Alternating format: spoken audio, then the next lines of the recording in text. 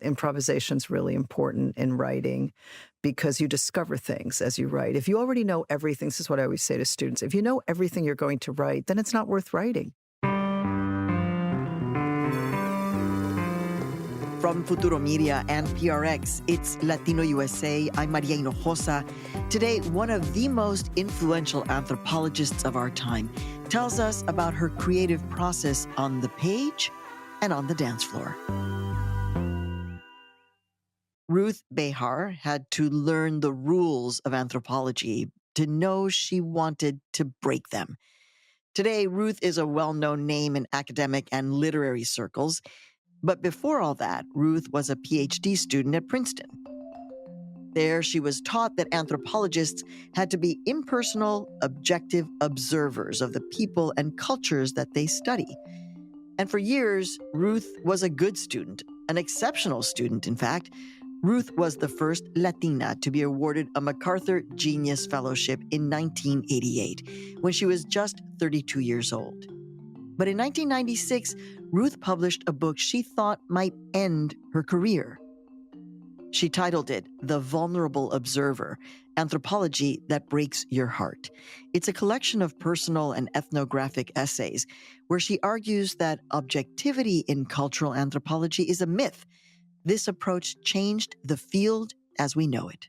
I still get emails and letters from people who have read the book and they said, thanks to you, I did this, or I wrote this, or I would never have done this, or I would never have talked about myself in my scholarship. So it did open a door for others who wanted to write in a different way than they had been taught to write.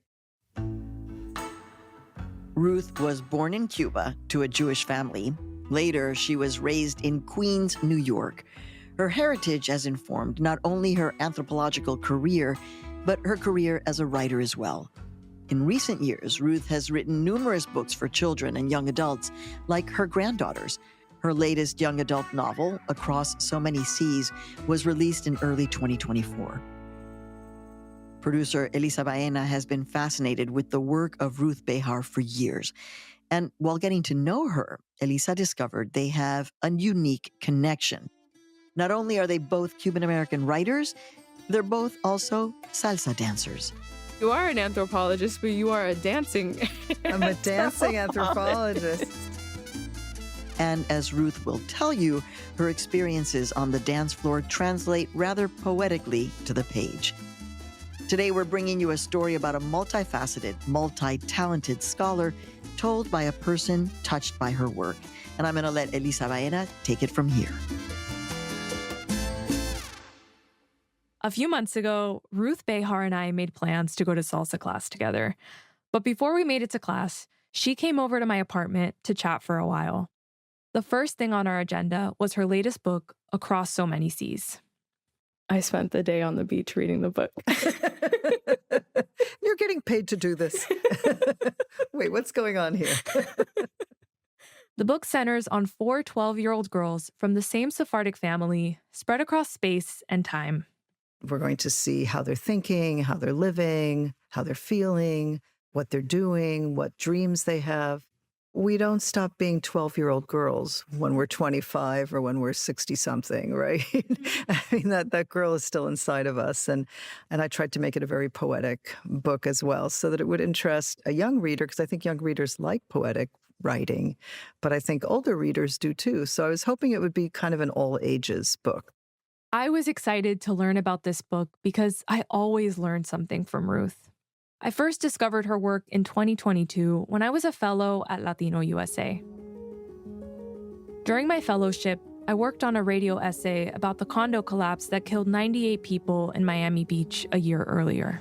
Right to that breaking news tonight, where we continue to follow the latest on this condo building collapse. These videos and images out of Surfside, Florida show unbelievable destruction. It was a tragedy that happened blocks away from the apartment I lived in with my grandmother, where I spent a lot of my childhood. And every day that I sat down to write felt like I was breaking my heart open again and again. One of my friends and colleagues knew I was struggling, so she emailed me the first chapter of The Vulnerable Observer. As a storyteller opens her heart to a story listener, recounting hurts that cut deep and raw into the gullies of the self. Do you, the observer, stay behind the lens of the camera, switch on the tape recorder, keep the pen in hand? At the time, I didn't know who Ruth was or that this book caused a sea change in anthropology. I just knew that reading her words, her prose, mixed with poetry, mixed with ethnography, it gave me the momentum I needed to keep going. Vulnerability doesn't mean that anything personal goes. The exposure of the self, who is also a spectator, has to take us somewhere we couldn't otherwise get to.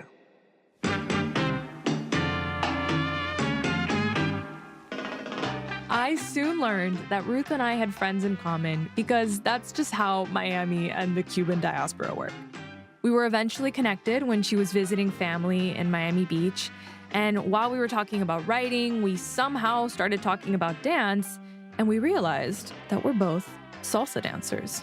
Dance is this wonderful nonverbal communication. In fact, you don't have to talk, right? It's this wonderful universal language where you lead the steps and you can dance with each other and you don't have to speak the same spoken language at all. So now whenever Ruth is in Miami, we go to salsa class together.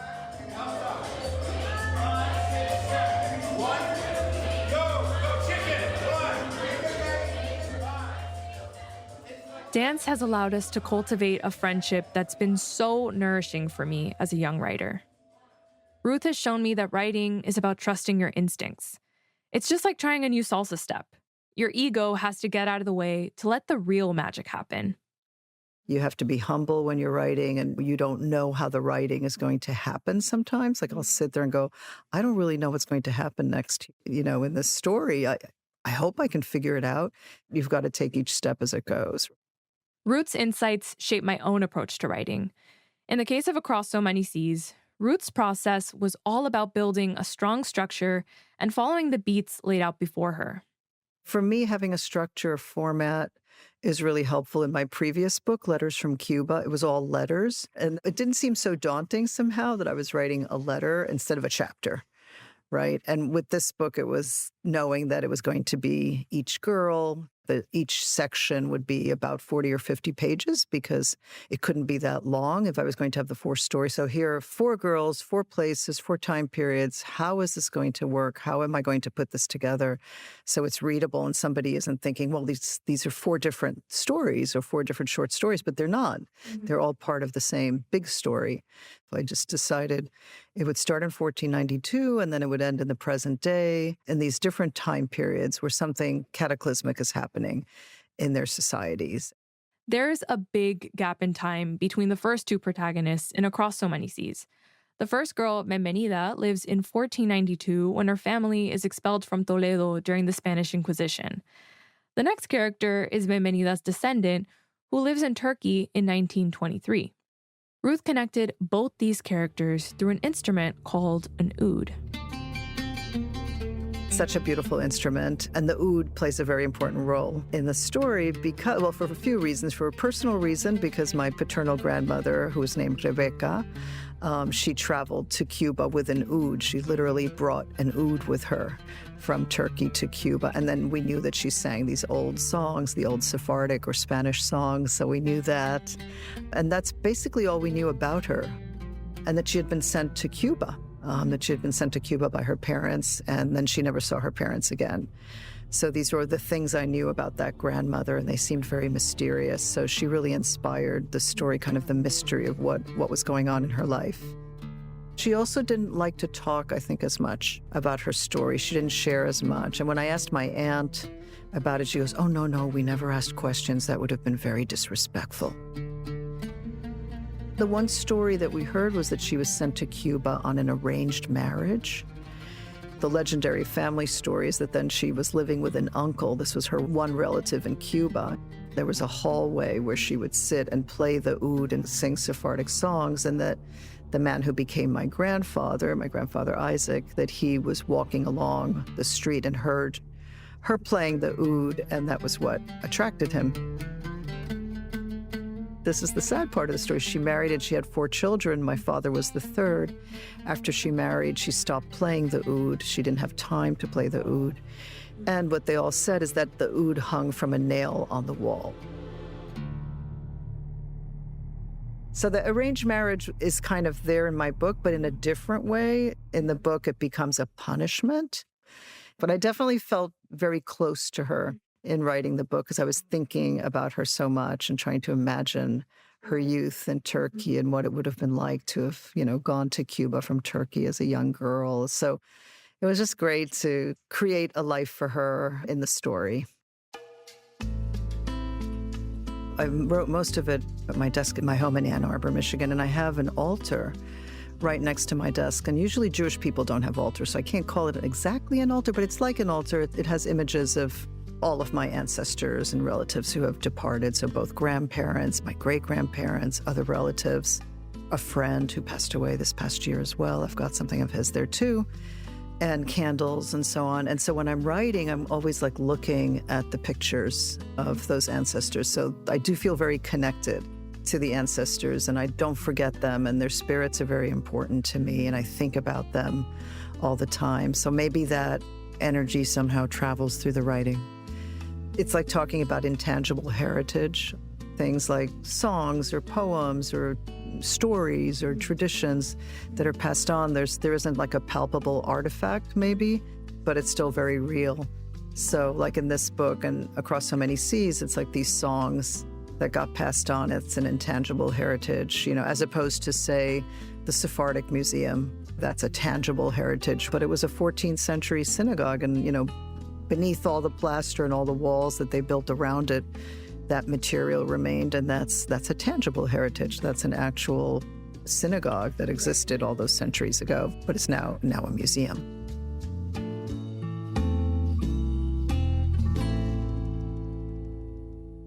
Ruth's work as an anthropologist often focuses on connecting women across generations, cultures, and borders, especially Cuban women on and off the island. I've never been to Cuba myself, but Ruth's stories make me feel like I have. I don't really feel like I have an ancestral home. I'm not in a position where I can go and live in Cuba. I'm not in a position where I can go and live in, Las Islas Canarias in Spain, where part of my family's originally from, as far as I know. But this apartment where I spent my childhood, that's like the most concrete version of my ancestral home. No, that makes sense. And I think, the idea of what an ancestral home is can also shift over time. Like this is what you feel now. At a later stage of your life, you might feel something different. Yeah, this is what I feel at 25. What you feel at 25, but when you're 65, you might feel something different. So I think keep that in mind. And I think with my book, I really wanted to think about Sephardic identity and take it back to 1492. It probably goes back much before that. But it was this idea of Jewish people lived in Spain for over 1,000 years. It's really a long time. Incredible. It's a long time. They were really part of the history of Spain. And sometimes people don't know that. And that was one of the things that I wanted to address in the book. And, and to go that far back. And a lot of Spaniards will tell you that they think they might have Jewish ancestry, right? Because the conversos were Jewish people that converted to Catholicism, and they converted in order to be able to stay. And so to me, that's so fascinating, and that people now think about how we have these connections with one another. Sephardic Jews are connected to Spaniards in some way because we share this history. So that's been so interesting to me, that there's kind of this, we've sort of come full circle, and there's been a kind of reconciliation. As it often does, our conversation turned to dance. The first time I met Ruth felt like writing an essay in real time about the parallel experiences of writing and dancing. Each word is a step. Each set of moves is a paragraph. The way you connect them is what gives you your style. And some conversations flow so easily, they feel like a dance. And even though we've danced together, I'd never asked Ruth why she started dancing in the first place. Oh, I love dancing. Well, I was a child who had a broken leg for a long time, and I was in a body cast for a year when I was 10. And I write about that in my first novel for young readers, Lucky Broken Girl. So I was lucky and I was broken.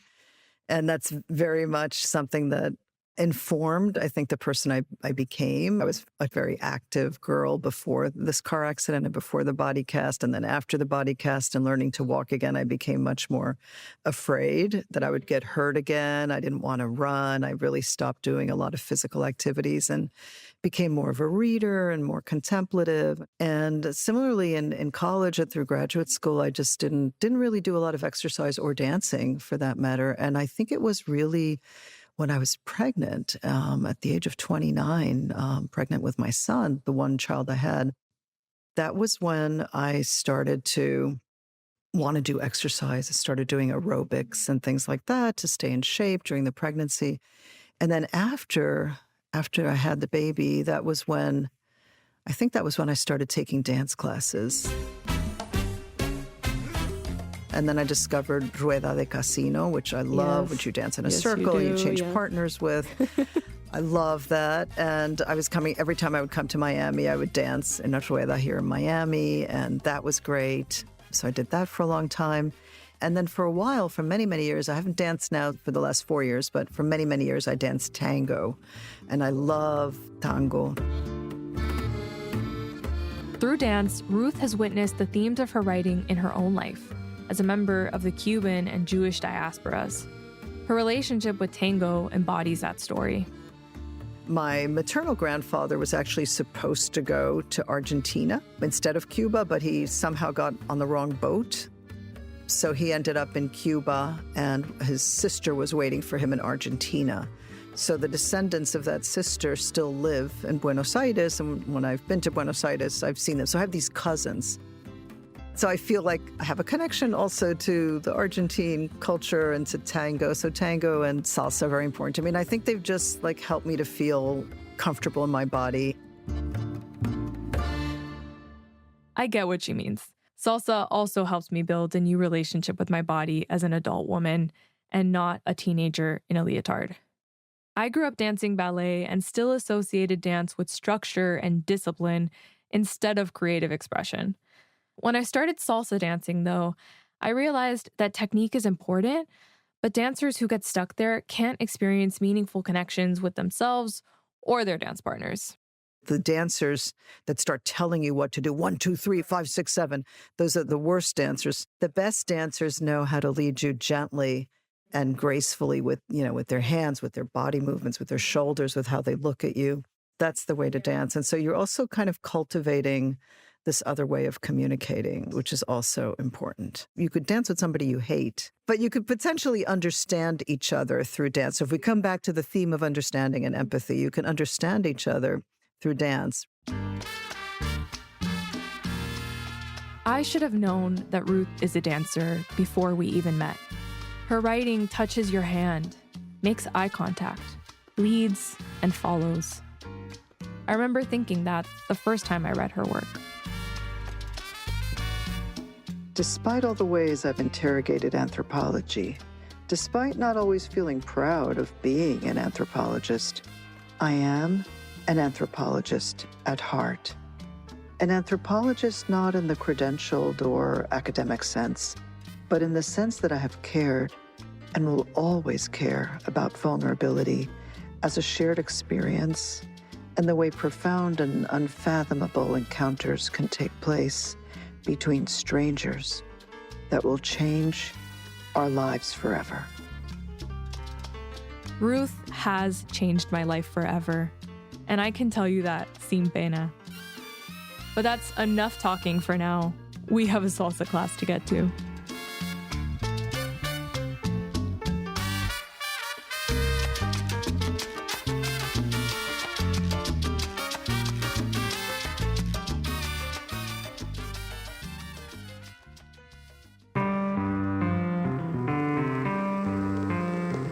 This episode was produced by Elisa Baena and edited by Andrea Lopez Cruzado and Alejandra Salazar.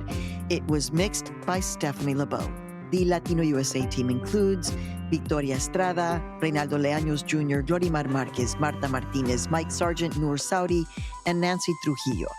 Benile Ramirez is our co-executive producer. Our senior engineer is Julia Caruso.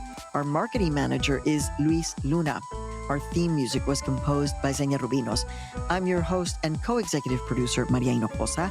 Join us again on our next episode. In the meantime, look for us on all of your social media, and I'll see you on Instagram. Ya tú sabes, no te vayas. Bye! Latino USA is made possible in part by the Ford Foundation, working with visionaries on the front lines of social change worldwide. The Heising Simons Foundation, unlocking knowledge, opportunity, and possibilities. More at hsfoundation.org. And the John D. and Catherine T. MacArthur Foundation,